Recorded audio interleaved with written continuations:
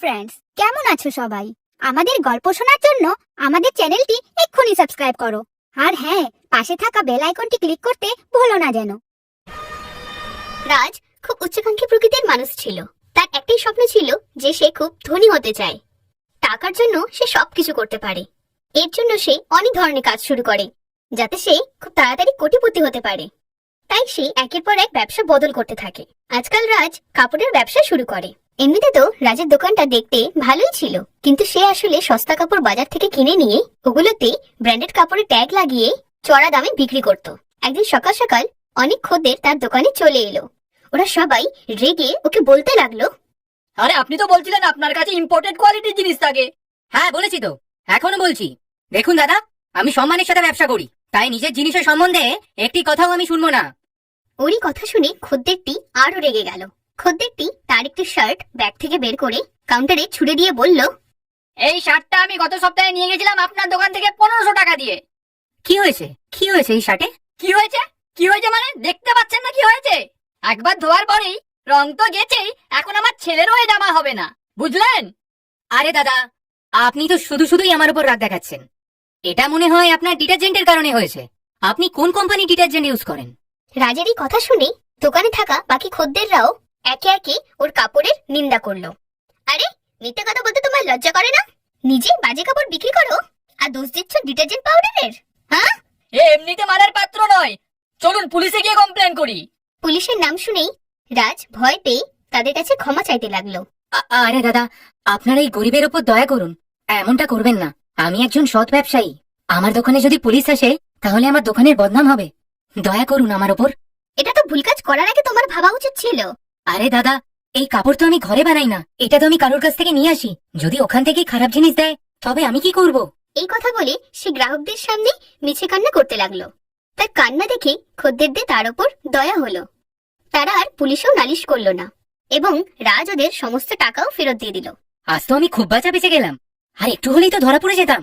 এই ঘটনার পর রাজের দোকানে খদ্দের আসাও প্রায় কমে গেল, কারণ মার্কেটে রটে গিয়েছিল যে সে সস্তা কাপড় চড়া দামে বিক্রি করে। 8 দিন এইভাবেই কেটে গেল। 8 দিন হয়ে গেল, একটি কাস্টমারেরও মুখ দেখতে পেলাম না। এভাবেই চলতে থাকলে তো দোকান বন্ধ করতে হবে। রাজ খুব দুশ্চিন্তায় ছিল, কারণ তার রোজগার একেবারেই বন্ধ হয়ে গিয়েছিল। একদিন সে মোবাইলে ভিডিও দেখছিল। ভিডিওর মাঝখানে স্পাই ক্যামেরার একটি বিজ্ঞাপন আসলো। ওই বিজ্ঞাপনে একটি ছেলে বলছিল, এখন আপনিও রাখতে পারবেন যেই কারোর উপর নজর, আপনার কাজও হয়ে যাবে আর কেউ জানতে পারবে না। এ হলো আমাদের সি কোম্পানি স্পাই ক্যামেরা। এর সব থেকে মজার ব্যাপার হলো ক্যামেরাটা এত ছোট যে কেউই একে দেখতে পাবে না। আপনি শুধু একবার একে কোথাও লুকিয়ে রাখুন, তারপর দেখুন এর জাদু। কেউ আপনার কাছে ঘুষ চাইছে, কেউ আপনার সাথে অন্যায় করছে, ব্যাস রেকর্ড করে ফেলুন আর দিয়ে দিন ওকে উচিত শিক্ষা। ওই স্পাই ক্যামেরার বিজ্ঞাপনটি দেখে তার মাথায় একটি বুদ্ধি খেলে গেল। এই স্পাই ক্যামেরাটি তো খুব কাজের, এখন এটাই আমাকে কোটিপতি বানাবে। এরপর সে 3-4টে স্পাই ক্যামেরা নিয়ে এলো। ও কি দারুণ জিনিস এটা, দেখতে যতটা ছোট কাজে ততটাই বড়। এরপর সে ক্যামেরাগুলোকে দোকানের চেঞ্জিং রুমে লাগিয়ে দিল। তার প্ল্যান ছিল চেঞ্জিং রুমে চেঞ্জ করতে আসা লোকেদের ভিডিও বানানো এবং সেগুলোকে ইন্টারনেটে বিক্রি করে পয়সা কামানো। ওর দোকানে ক্যামেরা তো লাগিয়ে নিয়েছিল, কিন্তু ওর দোকানে যে খদ্দেরই আসে না। দেখ, দোকানে তো খদ্দেরই আসে না, খদ্দের নাইলে কি আমি নিজে রেকর্ডিং করব? হ্যাঁ, রাজ তখন বুদ্ধি লাগালো এবং নিজের দোকানে জামা কাপড়ে ডিসকাউন্ট দিতে লাগলো।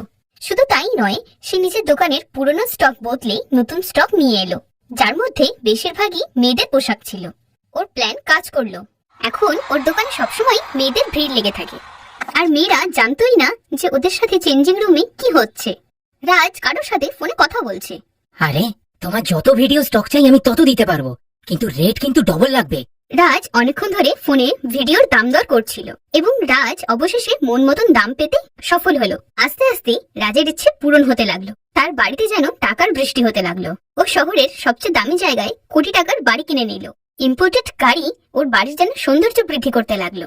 সে পয়সার জোরে তার দোকানের কর্মচারীদেরকেও কিনে নিল। রাজের এই উন্নতি দেখে সবাই ভাবতো এটা তার সৎ পরিশ্রমের ফল, কিন্তু সে যে ব্যবসার আড়ালে নোংরামি শুরু করেছিল। কিন্তু কথায় আছে না, পাপ করলে তার শাস্তি একদিন পেতেই হবে।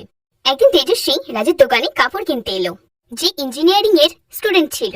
আরে আপনি একদম চিন্তা করবেন না, আমাদের এখানে যারা একবার আসে তারা বারবার আসতে চায়। তেজস্বীর একটি ড্রেস খুব পছন্দ হলো। ও ট্রায়াল রুমে ড্রেসটা চেঞ্জ করে দেখলো যে ড্রেসটা তার একদম ফিট হয়ে গেল। কিন্তু বেচারি জানতোই না আজ ওর কত বড় সর্বনাশ হয়ে গেল। ও ড্রেসের দাম দিয়ে চলে যেতে লাগলি রাজ ওকে ডেকে বলল, ম্যাডাম, বলছি কি আপনি কিন্তু অবশ্যই আপনার বন্ধুদের আমাদের দোকানের ঠিকানাটা দেবেন। এই বলে রাজ তেজস্বীর দিকে তাকিয়ে শয়তানি হাসি হাসলো। তেজস্বী বুঝতেও পারেনি যে আজ ওর সাথে কি হলো। দুদিন পর ওর বান্ধবী সুনিতা ওকে বলল যে ওর ড্রেস চেঞ্জের ভিডিও ইন্টারনেটে ভাইরাল হয়ে গেছে। তেজস্বী এই কথা শুনেই কেঁদে ফেললো। আজ কেউ ওর সম্মানে আঘাত করলো এই ভেবেই ওর খুব রাগ হলো। সুনিতা, আমি এক্ষুনি পুলিশে রিপোর্ট করতে যাব। আরে তুই জানিস না পুলিশের কাছে গেলে তোর আরো বদনাম হবে। এখন আমার কোন সুনামটা হচ্ছে সুনিতা? কোন বদমাশ লোক আমার ভিডিও ভাইরাল করবে আর আমি চুপ থাকবো? কখনো না। তেজস্বী সুনিতার সাথে তাড়াতাড়ি পুলিশ স্টেশনে গেল। সেখানে ডিএসপি রচনাকে সে সব কথা খুলে বলল। এটা তো খুবই সিরিয়াস ইস্যু। আমি তোমার সাহসিকতার প্রশংসা করছি যে তুমি এই পদক্ষেপটা নিলে, না হলে তো এইসব ব্যাপারে লোকেরা প্রায় চুপ থাকে। ম্যাম, আমি ওই শয়তানটাকে কঠোর থেকে কঠোরতম শাস্তি দিতে চাই, যে কিনা মহিলাদের সাথে এরকমটা করে। ডিএসপি রচনা তেজস্বীর সাথে ওই ভিডিওটি নানান অ্যাঙ্গেলে বারবার দেখতে লাগলো। সে তাকে জিজ্ঞেস করলো, তুমি কি এর মধ্যে কোথাও কেনাকাটা করতে গিয়েছিলে? হ্যাঁ ম্যাম, গিয়েছিলাম। সেখানে তোমার কিছু অদ্ভুত মনে হয়নি তো? না ম্যাম, অদ্ভুত তো লাগেনি। হ্যাঁ, দোকানদার বারবার বলছিল যে আমি আমার আরো বান্ধবীদের নিয়ে যেন ওই দোকানে যাই, কিন্তু এমনটা তো সবাই বলে। রচনা ওর কথার কোনো উত্তর দিল না। রচনা তেজস্বীর থেকে রাজের দোকানের অ্যাড্রেস নিয়ে সেখানে পৌঁছে গেল। রচনা একটি কাপড় পছন্দ করে নিয়ে ট্রায়াল রুমে চলে গেল। ডিএসপি রচনা ট্রায়াল রুমে গিয়ে চারিদিকে ভালো করে তাকিয়ে ক্যামেরাটাকে খুঁজতে লাগলো। সে চট করে কাঁচ ভেঙে ক্যামেরাটাকে খুঁজে বার করলো। ক্যামেরা খুলে দিতেই রাজের মোবাইলে সবকিছু ব্ল্যাক দেখালো। আরে, এরকম দেখাচ্ছে কেন? ক্যামেরাটা খারাপ হলো নাকি?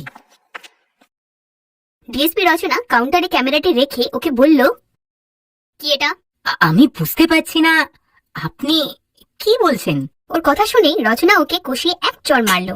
এই মেয়ে, এই, তোমার সাহস কি করে হয় আমাকে চড় মারার? তুমি কি জানো আমি কে? জানো? শয়তান লোক, এই স্পাই ক্যামেরা দিয়ে তুমি মেয়েদের ইজ্জত বাজারে বিক্রি করো, আর আমাকে বলছো আমার সাহস কি করে হলো? তখনই বাইরে থাকা পুলিশরাও তেজস্বীর সাথে দোকানে চলে এলো। রাজ কিছুই বুঝতে পারছিল না যে এসব কি হচ্ছিল। রচনা কনস্টেবলদের বলে ট্রায়াল রুমে রাখা বাকি ক্যামেরাগুলোকেও খুলে নিল এবং রাজ ও তার কর্মচারীদের গ্রেফতার করে জেলে পুরে দিল এবং আদালতের নির্দেশে তাদের সবার 10 বছরের জেল হলো। বন্ধুরা, আজকাল এইসব ঘটনা প্রতিদিনই ঘটছে, তাই একমাত্র সতর্ক থাকলেই নিজেকে এইসব ঘটনার থেকে বাঁচাতে পারবেন। হ্যালো ফ্রেন্ডস, কেমন আছো সবাই? আমাদের গল্প শোনার জন্য আমাদের চ্যানেলটি এক্ষুনি সাবস্ক্রাইব করো। আর হ্যাঁ, পাশে থাকা বেল আইকনটি ক্লিক করতে ভুলো না যেন।